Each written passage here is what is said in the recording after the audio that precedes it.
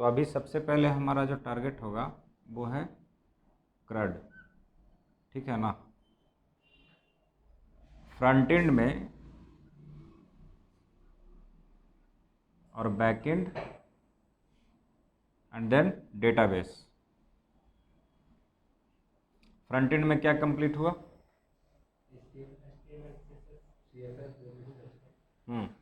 और back and में क्या कंप्लीट हुआ?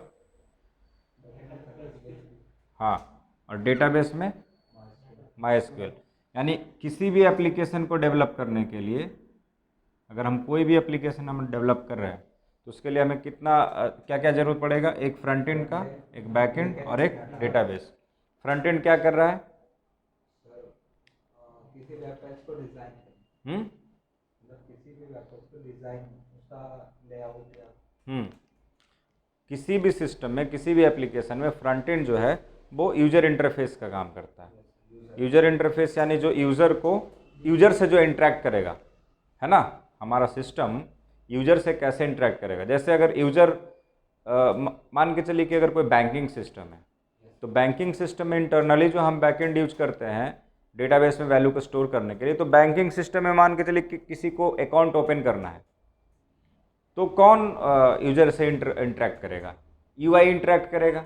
यूआई बोलेगा कि अगर आप अकाउंट ओपन करना चाहते हैं तो आप एक फॉर्म है, इसको फिलअप कीजिए।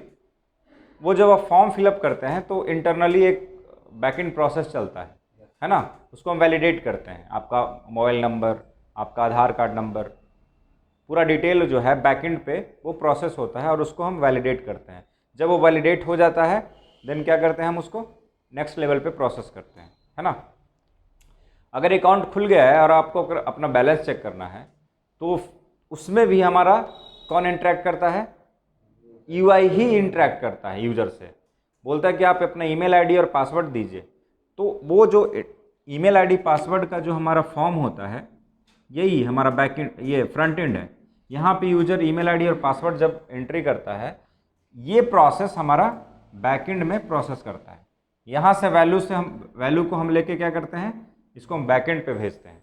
बैक एंड पे वो प्रोसेस होता है, वैलिडेट होता है। वैलिडेट होने के बाद अगर वो ट्रू है, अगर वो ट्रू है तो फिर हम वहाँ पे उसका डिटेल दिखाते हैं, उसका समरी दिखाते हैं, उसका डिस्क्रिप्शन दिखाते हैं। वो भी फ्रंट एंड ही है। जहाँ पे हम समरी दिखा रहे हैं, जहाँ पे हम वैलिडेट करके वैल्यू को प्रोसेस करके हम लेकर आ रहे हैं, जो यूजर को हम दिखा रहे हैं उसका बैलेंस, उसका ट्रांजैक्शन, वो सारी चीज़ें, वो भी क्या है, यूजर इंटरफेस पे ही हम दिखाते हैं, है ना। बैकएंड का काम क्या होता है कि वो सारे डेटा को प्रोसेस करना, और प्रोसेस करके फिर कहाँ पे उसको लेकर जाना है, इधर डेटाबेस के पास लेकर जाना है या फिर हमें यूजर इंटरफेस के पास लेकर आना है, वो उसका काम करता है ना। तो अभी एक जैसे कि पूरे इस सिस्टम में अगर आपने CRUD एप्लीकेशन, आप CRUD की बात करेंगे, CRUD मतलब क्या हो जाता है? C for create, R for retrieve, U for update and D for delete. तो ये जो प्रोसेस है बैकएंड पे होता है। हम डेटा वैल्यू यूजर से लेकर हम उसको क्रिएट करते हैं, डेटाबेस में स्टोर करते हैं। हम फिर अगर उसमें ज़रूरत पड़ती है तो मॉडिफाई करते हैं, है ना। हम डेटाबेस से वैल्यू को फेच करके हम यूजर को दिखाते हैं, रिट्रीव करते हैं हम डेटाबेस को, है ना। U फॉर अपडेट, मॉडिफाई करते हैं डेटाबेस को। If needed we can modify the database and then we can delete the database. If we have stored some value inside of the database and if you would like to delete it, then you can delete. So these are the number of operations we are going to do inside of the CRUD application. So आप अगर CRUD application clear कर लेते हैं, है ना, if you have completed the complete CRUD application with the any one and two examples of news portal or a blogging system, then you will be able to design any applications according to this method, है ना। तो उसमें सबसे important part क्या होता है? Creating the data. तो जैसे कि मैंने आपको बोला कि एप्लीकेशन कोई भी आप डेवलप करेंगे सबसे पहले आपको फ्रंट एंड की जरूरत पड़ेगी। तो फ्रंट एंड की जब आपको जरूरत पड़ेगी तो उसमें डेटाबेस आपको क्रिएट करना है ना। तो डेटाबेस आपको मालूम है, फ्रंट एंड क्रिएट करना, फ्रंट एंड आपको मालूम है, बैक एंड क्रिएट करना, बैक एंड प्रोसेस आपको मालूम है। उसमें जो अलग अलग टेक्निक होगा वो अकॉर्डिंग टू द ऑपरेशन वो चेंज होगा, जैसे आपको ऑपरेटर पता है, आपको अर्थमेटिकल ऑपरेटर पता है, आपको कंडीशनल ऑपरेटर पता है, आपको लॉजिकल ऑपरेटर पता है, तो अकॉर्डिंग टू द ऑपरेशन वो चीज़ें चेंज होगी। तो इसको स्टार्ट करते हैं। सबसे पहले आप एक स्मॉल एप्लीकेशन बनाएंगे जिसमें आप क्या करेंगे, एक आपका फोल्डर होगा जिसका नाम होगा क्या, क्रड, है ना। एक फोल्डर बना है, इसके अंदर आप अगर मतलब कोई थीम पे आप काम करना चाहते हैं या फिर इसको थोड़ा सा आप स्टाइल करना चाहते हैं, तो आप एक CSS का फोल्डर लेंगे। CSS के अंदर आपका वो फाइल होगा style.css, या बूटस्ट्रैप में अगर आप बना रहे हैं तो bootstrap.css। उसके बाद एक और फोल्डर होगा हमारा, वो होगा इमेज का, जहाँ पे हमारे अगर रिलेटेड इमेज होंगे वो वहाँ पे आएगा। एक और फोल्डर होगा हमारा, वो होगा JS का, है ना। अगर मेनू नेविगेशन वगैरह बना रहे हैं, स्लाइडिंग बना रहे हैं, तो बूटस्ट्रैप का JS और jQuery यहाँ पे होगा। ये 3 फोल्डर होंगे इस क्रड में, है ना। उसके बाद जो हमारा एक इम्पॉर्टेंट होगा वो होगा क्या, index.php, है ना। उसके बाद एक होगा signin.php, उसके बाद फिर होगा profile.php। तो ये तो स्लोली आगे बढ़ेगा। सबसे पहले हम बात करते हैं डेटा इंसर्शन का। तो डेटा इंसर्ट करने के लिए आपको किस तरह के UI की जरूरत पड़ेगा, बताइए। मान के चलिए अगर एक नेम हम इंसर्ट करवाना चाहते हैं, उसके बाद हम देखना चाहते हैं कि mobile number and then email ID और फिर पासवर्ड। एक साइनअप में तो यही होता है, बेसिक स्ट्रक्चर तो ये है कि हम यूज़र का name, mobile number, email ID and password हम लेते हैं। तो ये जो name, mobile number, email ID, password है, हम कहाँ से एक्सेप्ट करेंगे, यूजर इंटरफेस। तो किस तरह का यूजर इंटरफेस होगा हमारा, जो यूजर इंटरफेस होगा name, mobile number, email ID, password को एक्सेप्ट करने के लिए, वो कैसा होगा। हम ये जो name, mobile number, email ID, password है, हम यूजर से कैसे लेंगे, लेने का क्या जरिया है हमारे पास, हाँ। तो उसका स्ट्रक्चर कैसा होगा, उसका लेआउट कैसा होगा, एक फॉर्म होगा। क्योंकि अगर आपको इनपुट से लेना है डेटा, अगर बाहर से लेना है तो आपको कैसे लेंगे, एक फॉर्म के थ्रू लेंगे। तो एक यहाँ पे फॉर्म होगा और उसमें कुछ इनपुट कंट्रोल होंगे, है ना, यही होगा ना। तो यहाँ पे इसको आप दे सकते हैं नाम रजिस्टर, या आप दे सकते हैं क्रिएट अकाउंट, या आप दे सकते हैं क्या, साइन अप। बात एक ही है ना। तो इसमें क्या हो गया, name, mobile number, email ID और पासवर्ड। सबसे नीचे में क्या होगा, एक सबमिट बटन होगा जहां पे आप सबमिट लिख देंगे। तो बेसिकली ये क्या है, एक फॉर्म है। जब इस फॉर्म को आप डिजाइन करेंगे तो आप डिजाइन कर सकते हैं बेसिक HTML में, HTML CSS के साथ, या फिर बूटस्ट्रैप के साथ। दैट्स वाई मैंने ये स्ट्रक्चर पहले ही डिजाइन कर रखा है। तो जब ये क्या हुआ, ये फ्रंट एंड है। फ्रंट एंड डिजाइन होने के बाद मैंने उस दिन आपको बताया था कि इसमें 2 इंपॉर्टेंट पार्ट होता है। एक फॉर्म में आप क्या लगाते हैं, एक्शन, और एक और क्या होता है अपना, मेथड। ठीक है, एक्शन और मेथड, ये दोनों क्यों इंपॉर्टेंट हो जाता है,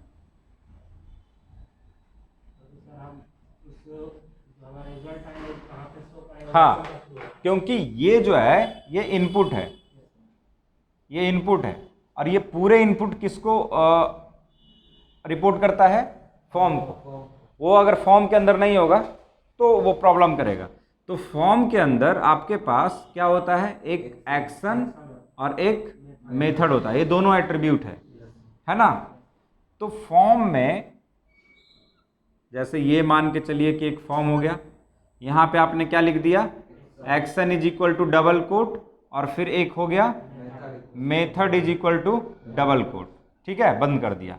इसके अंदर आपके पास क्या है, नेम, नेम के बाद आपने यहाँ पे लिखा इनपुट, उसके बाद फिर क्या लिखा, type is equal to double quote, और एक और name is equal to double quote. यही इंपॉर्टेंट है ना अभी, बाकी तो कॉस्मेटिक चेंजेज आप क्लास क्या लगाएंगे वो बात की बात है, लेकिन बेसिक तो यही है, input, type is equal to double quote और name is equal to double quote. Type में हम लिख रहे हैं टेक्स्ट, क्योंकि नेम में हमारा टेक्स्ट आएगा।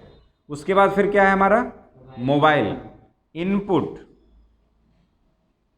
टाइप इज इक्वल टू क्या हो जाएगा, टेक्स्ट, और name is equal to something, वो अभी हम डिस्कस करेंगे। उसके बाद फिर क्या है हमारा, email, input type is equal to email और name is equal to something. उसके बाद फिर क्या है हमारा, पासवर्ड। तो यहां पे क्या होगा, input type is equal to password. जैसे ही अगर हम पासवर्ड देते हैं तो ये क्या होता है, डॉट डॉट में आना शुरू हो जाता है ना। Name is equal to something. Last में क्या होगा हमारा, input type is equal to submit और name is equal to something और value is equal to submit. और लास्ट में हमारा क्या होगा, फॉर्म क्लोज हो जाएगा। यही है ना प्रोसेस। अब इस प्रोसेस में ये और ये नेम, तीन एट्रीब्यूट जो है वो इंपॉर्टेंट है। क्या करता है, जैसे कि मैंने आपको बताया था कि ये जो एक्शन है, जैसे ही आप यहां सबमिट बटन पे प्रेस करते हैं, ये सीधा किसको रिपोर्ट करता है, एक्शन को। एक्शन से पूछता है कि हमें कौन से पेज पे मूव करना है, ठीक है। तो ये जो भी यहां पे लिखेंगे, तो मान के चलो कि हमारे पास एक पेज का नाम है क्या, db.php, db.php, ठीक है। तो प्रोसेस क्या है हमारा, जैसे प्रोसेस है कि ये हमारा फ्रंट एंड है ना, ये हमारा क्या है, फ्रंट एंड है। फ्रंट एंड से वैल्यू यहाँ पे इनपुट कंट्रोल के बॉक्स में किसी यूजर ने डाला, तो ये जब हम सबमिट करेंगे तो ये कहाँ जाएगा, मतलब इसका टारगेट क्या है, यहां से वैल्यू, अगर ये साइन अप है तो यहां से वैल्यू को हमको लेकर जाना कहाँ है, कहाँ जाना है लेकर, हाँ वो तो बात की बात है। लेकिन हमारा जो अभी, जब ये वैल्यू हमने किसी यूजर से लिया, इसको यूजर ने सबमिट बटन प्रेस किया, तो ये वैल्यू एक्चुअली जाएगा कहां, बैकएंड में कहां जाएगा, उसके बाद डेटाबेस में जाएगा। मतलब हमारा जो टारगेट यही है ना कि ये जो name, mobile number, email ID और पासवर्ड है, इसको यहां से लेकर कहीं किसी जगह पे, सुरक्षित जगह पे क्या करना है, स्टोर करना है। तो यहां से चला, ठीक है, और यहां पे मान के चलो कि ये क्या है हमारा, डीबीएस है। डीबीएस मतलब डेटाबेस सर्वर।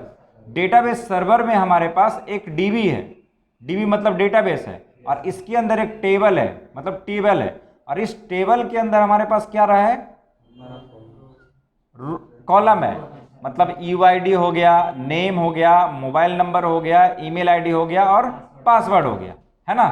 और इधर इस यहां पे जाके इसको स्टोर हो जाना है। अगर किसी यूजर ने यहां पे डिटेल एंट्री किया, ये इधर जाएगा डीबीएस में, और इस डेटाबेस में जाके टेबल में यहां पे रो ऐसा स्टोर होता चला जाएगा। जितना बार भी हम यहां पे यूजर एंट्री करेगा, उतना नंबर ऑफ रो यहां पे क्या होगा, क्रिएट होता चला जाएगा, है ना। इस फॉर्मेट में क्रिएट होता चला जाएगा। लेकिन ये तो हो गई फ्रंट एंड की बात, है ना। ये क्या है, ये फ्रंट एंड है, और ये क्या है हमारा, डेटाबेस है। तो क्या फ्रंट एंड से अगर हम फ्रंट एंड क्रिएट कर लें और डेटाबेस क्रिएट कर लें, तो क्या डायरेक्ट फ्रंट एंड से डेटाबेस में वैल्यू चला जाएगा, नहीं जाएगा। इन बिटवीन हमको क्या चाहिए, यहां पे एक बैकएंड चाहिए जो हम पीएचपी में लिखेंगे, है ना। ये तो हमें करना आ रहा है, हम कर लिया। ये भी हमें बनाना आता है, ये भी बना लिया। अब ये डेटा यहां से यहां जाने के लिए हमें बीच में क्या लिखना पड़ेगा, कुछ कोड लिखना पड़ेगा, किसमें, पीएचपी में।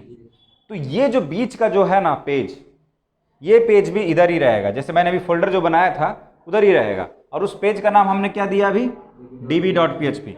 यानी जब सबमिट बटन हम प्रेस करेंगे तो इस प्रोग्राम को हम कहां लेकर जाएंगे, db.php पर लेकर जाएंगे, है ना। क्लियर हो रहा है, इस प्रोग्राम को हम कहां लेकर जाएंगे, db.php पे।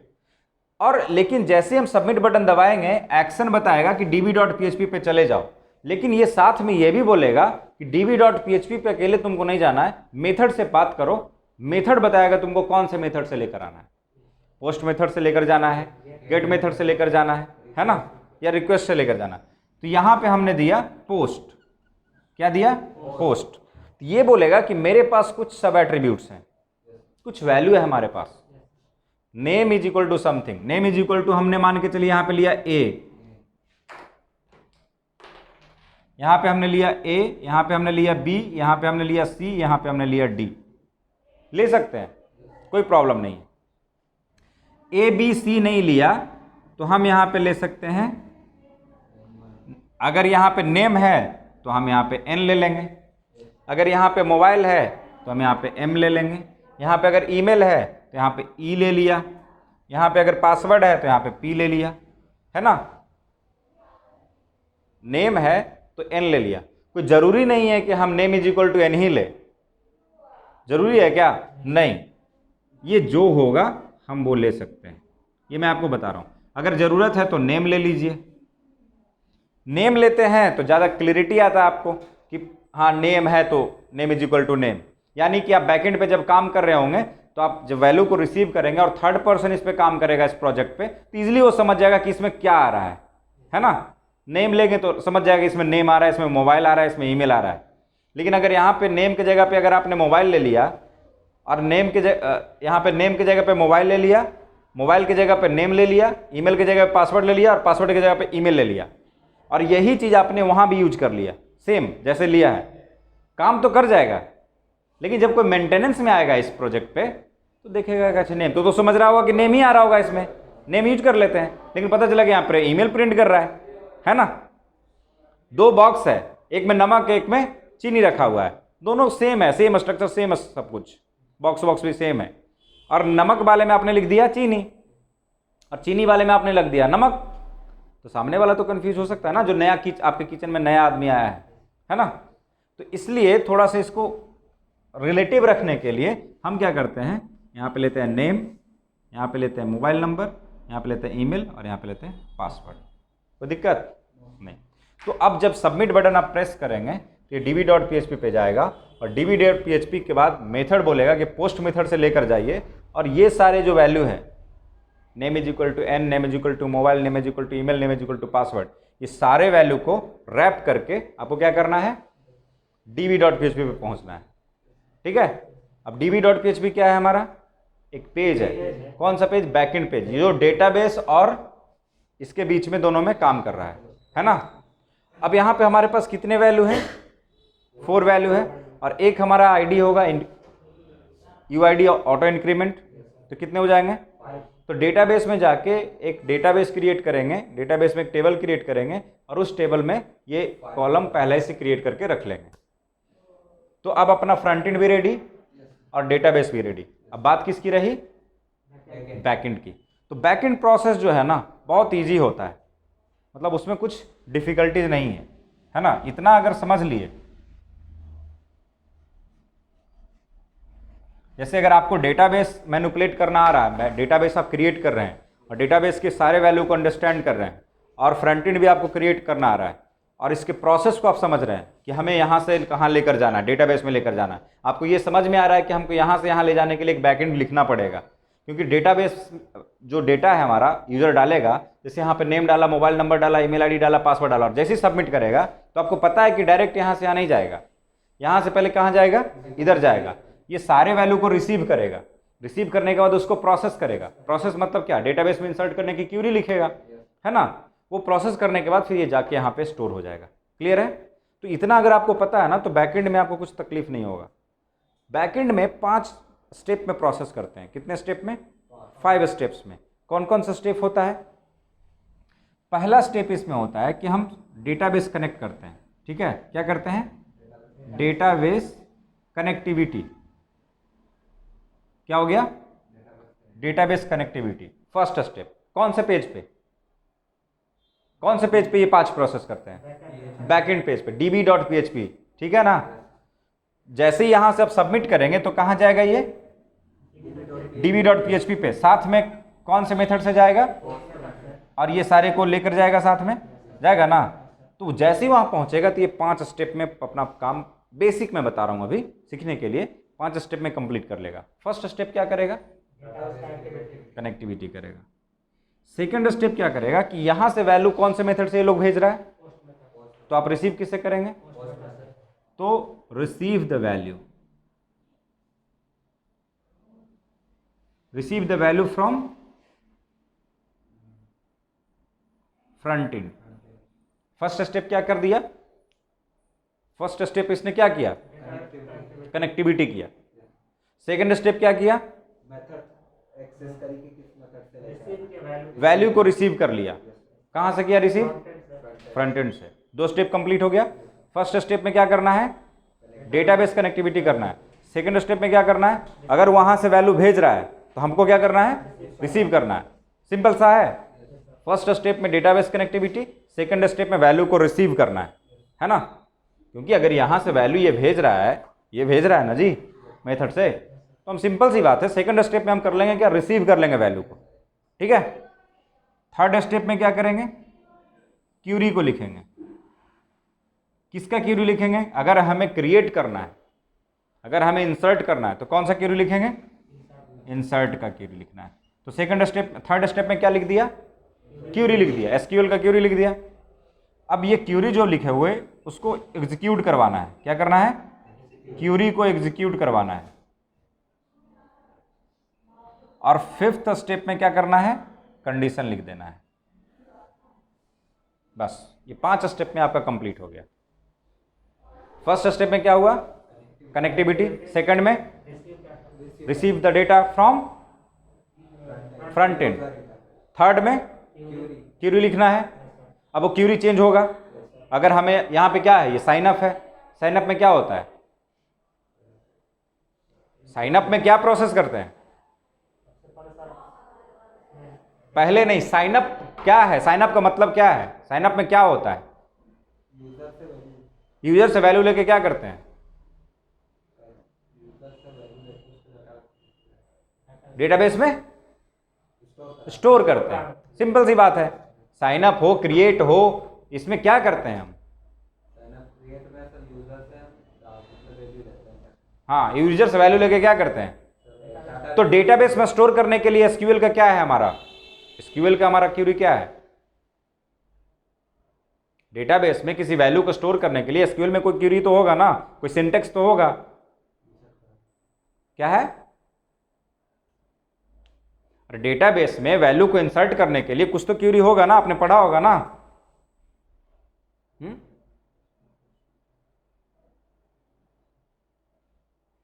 अरे जब टेबल बना देते हो तो उसमें वैल्यू को इंसर्ट करने के लिए क्या करते हो? कौन सा? हाँ, तो जब ये डेटाबेस ये जो हमारा साइन अप है, साइन अप में हम क्या करेंगे? साइन अप में क्या होगा?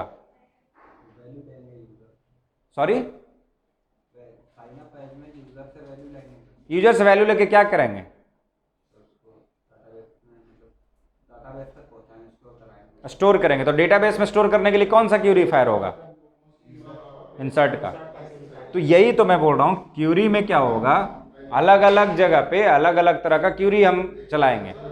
तो यहां पे कौन सा क्यूरी चलेगा? काम खत्म। तो अब देखो डेटाबेस कनेक्टिविटी कैसे करते हैं।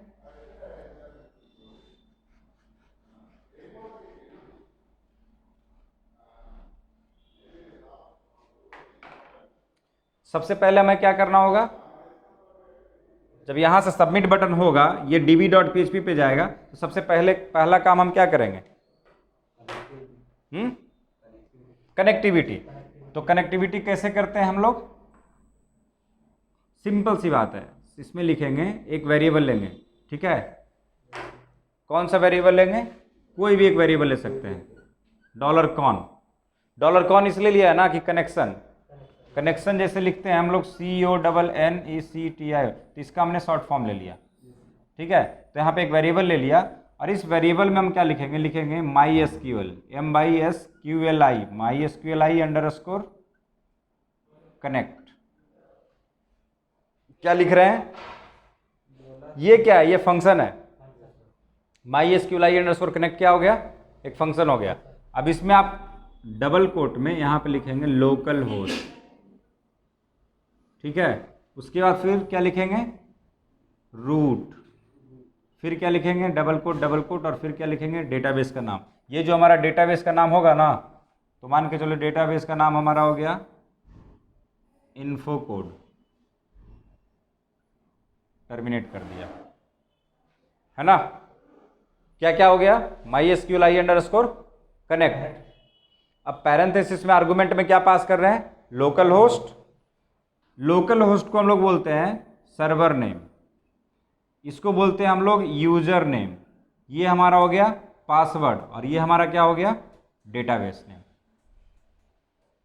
फर्स्ट क्या है, एक वेरिएबल लिया, इसमें एक फंक्शन लिया, फंक्शन का नाम क्या है कनेक्ट, और उसके बाद local host comma root comma password blank, हाँ डबल कोट खाली लिख देना, स्पेस भी नहीं देना है, और फिर ये डेटाबेस का नाम, कनेक्टिविटी हो गया। फर्स्ट स्टेप कंप्लीट हो गया। कोई दिक्कत? कनेक्टिविटी करने के लिए कौन सा फंक्शन है कनेक्टिविटी के लिए? कनेक्ट है ना। ये पूरा जो हमने किया है इसको कहाँ स्टोर कर लिया, एक वेरिएबल में स्टोर कर लिया। क्यों स्टोर किया वेरिएबल में?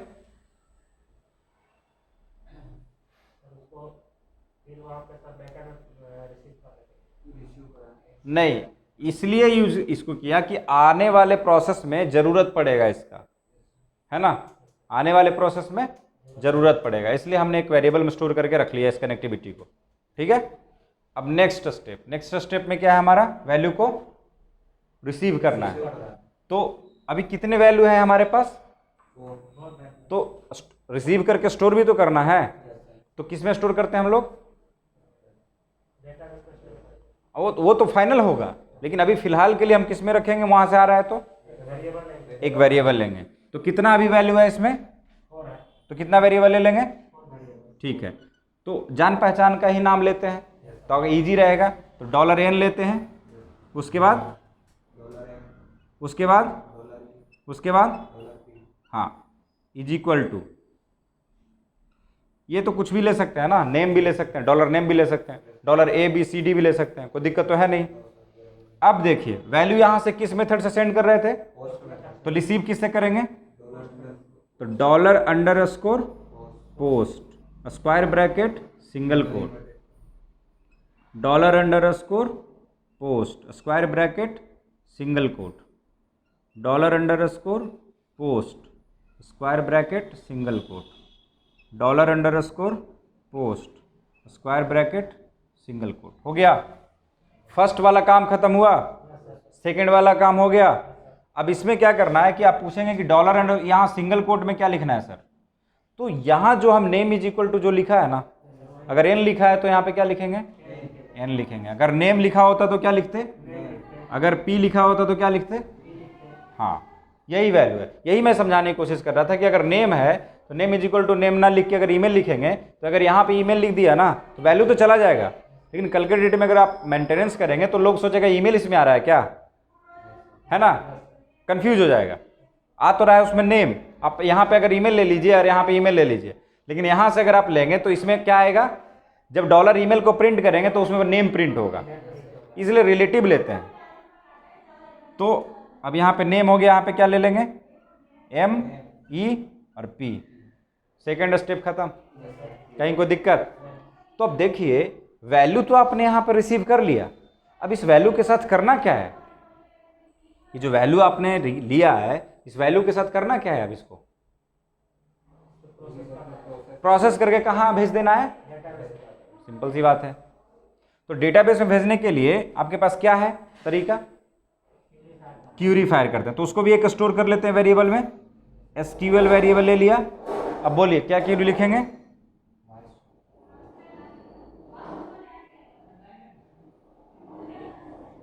बोलिए, डेटाबेस में इंसर्ट करने के लिए बोलिए क्या क्यूरी लिखेंगे, इंसर्ट इनटू नहीं लिखेंगे, हाँ टेबल मान के चलिए हमारा यूजर है, क्या है, हाँ डेटाबेस का नाम क्या है, इन्फो कोड है जो हमने वहां लिख दिया है, तो टेबल इंसर्ट इनटू यूजर, हाँ बोलिए, पैरेंथेसिस, ठीक है।